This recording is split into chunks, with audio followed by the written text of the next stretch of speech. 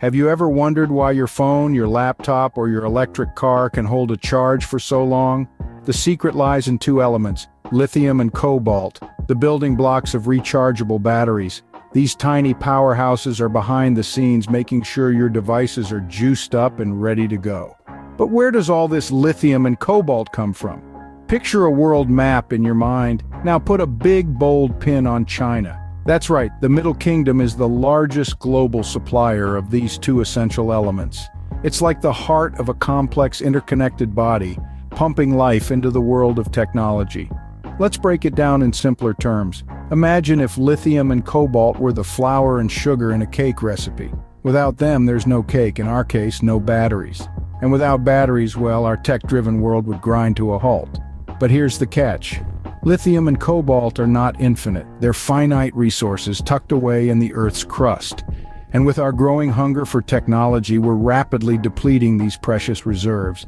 It's like a race against time, a global lithium and cobalt race. Now think about this. What if one day we couldn't get our hands on enough flour and sugar to bake our cake? The same applies to lithium and cobalt. If we can't source enough of these elements, it could spell trouble for our tech-dependent lifestyles. This is where the importance of diversifying our sources comes in. It's not just about relying on one major supplier, but exploring other avenues, other regions. It's a strategy that could potentially safeguard our future, ensuring we have enough lithium and cobalt to keep our devices and our lives running smoothly. So, what happens if we can't get our hands on these essential elements? Let's take a closer look. Imagine if the United States could produce its own lithium and cobalt. Well, it's not just a dream. In a world where the race for lithium and cobalt is heating up, the United States is making strides towards independence.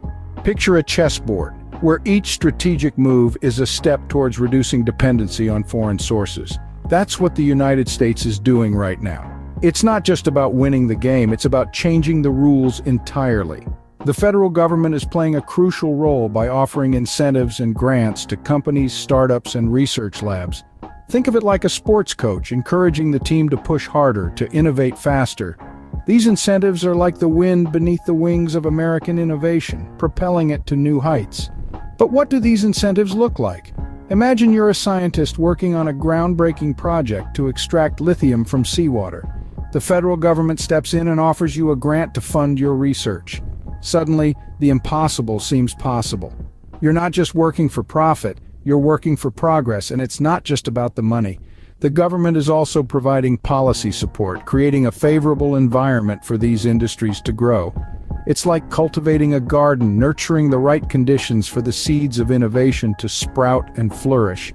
The same applies to cobalt. The United States is investing in research to find sustainable ways to mine and recycle cobalt. It's about creating a circular economy, where every element is used to its fullest potential and nothing goes to waste. But it's not a one-man show. Companies across the board are stepping up, driven by the promise of a sustainable future and the financial incentives on offer.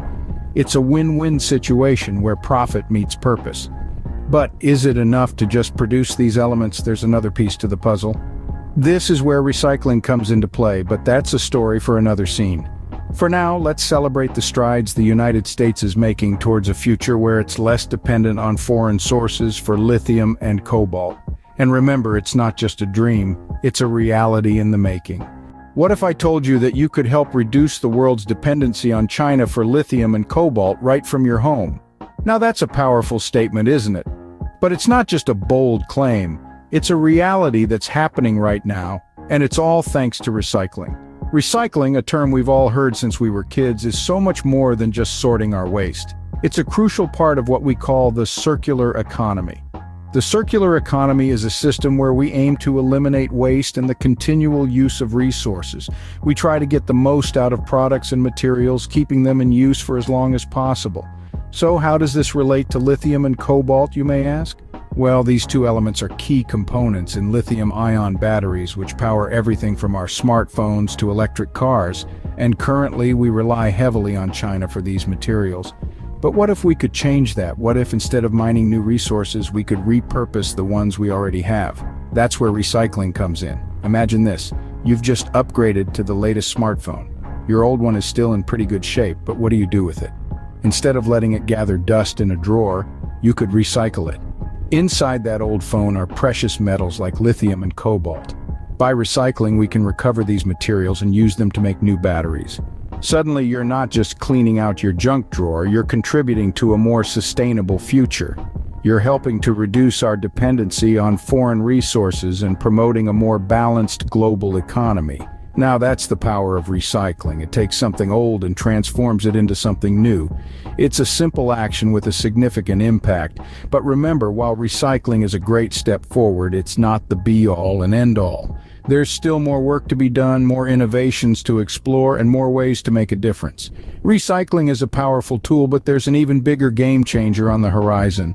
Scene script. Have you ever wished you could do something about climate change? Well, there's a way, and it's called carbon credits. Let's dive into this concept. Imagine a world where companies are held accountable for their carbon emissions, where there's a limit to how much greenhouse gas they can release into the atmosphere. That's where carbon credits come into play. They are permits that allow a country or company to produce a certain amount of carbon emissions, which can be traded if the full quota is not used. You see, for every ton of carbon dioxide a company prevents from entering the atmosphere, they earn a carbon credit. They can then sell these credits to other companies that exceed their emission limits, encouraging the reduction of overall greenhouse gas emissions. It's like a game of hot potato with a global impact. Now, let's shift gears and talk about shale gas. Shale gas is a natural gas trapped within shale formations, and it's a significant source of energy in many countries, including the United States. But here's the catch. Extracting shale gas through a process called fracking can lead to significant environmental damage, including the release of harmful greenhouse gases. You might be wondering, if we have carbon credits and understand their importance, why do we allow fracking? It's a valid question. The answer lies in the complex relationship between energy needs, economic growth, and environmental impact. While shale gas provides a substantial portion of our energy needs, its extraction process is a major contributor to greenhouse gas emissions. This paradox is a challenge we face in our journey towards a sustainable future. But it's also a testament to the importance of tools like carbon credits. By putting a price on carbon emissions, carbon credits provide an economic incentive for companies to reduce their carbon footprint.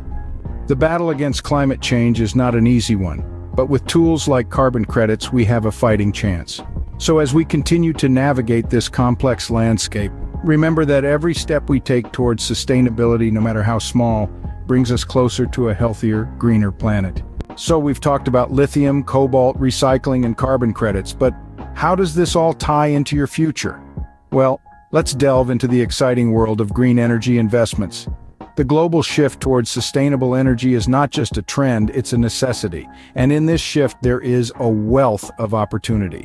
By investing in green energy and carbon offset industries, you're not just helping the planet, you're also securing a potentially profitable future for yourself. Now let's talk about some of the innovators in this field, particularly in lithium-ion battery manufacturing. Take, for instance, companies like Tesla and Panasonic, who are leading the way in electric vehicle battery production. They're not just manufacturing batteries, they're revolutionizing the way we store and use energy. But it's not just about the big names. There are numerous startups and research labs, often backed by federal grants and incentives, that are pushing the boundaries of what's possible in green energy. These innovators are creating more efficient, more sustainable, and more cost-effective solutions to our energy needs. Of course, it's important to approach this with an unbiased view. Not every company in the green energy sector will succeed. There are risks involved, as with any investment. However, the potential rewards are vast. The global market for lithium-ion batteries alone is expected to reach over $70 billion by 2030. That's a lot of growth potential. And with the increasing focus on carbon offsetting, the market for carbon credits is also set to expand significantly. In addition to financial returns, investing in green energy also offers the opportunity to make a real, tangible impact on our planet. It's a chance to be part of the solution to one of the most pressing issues of our time: climate change. So, as we move towards a greener future, there's plenty to consider. Whether you're interested in lithium, cobalt, recycling, or carbon credits, there's a wealth of opportunity in the green energy sector. The future of energy is green, and with the right knowledge, you can be a part of it.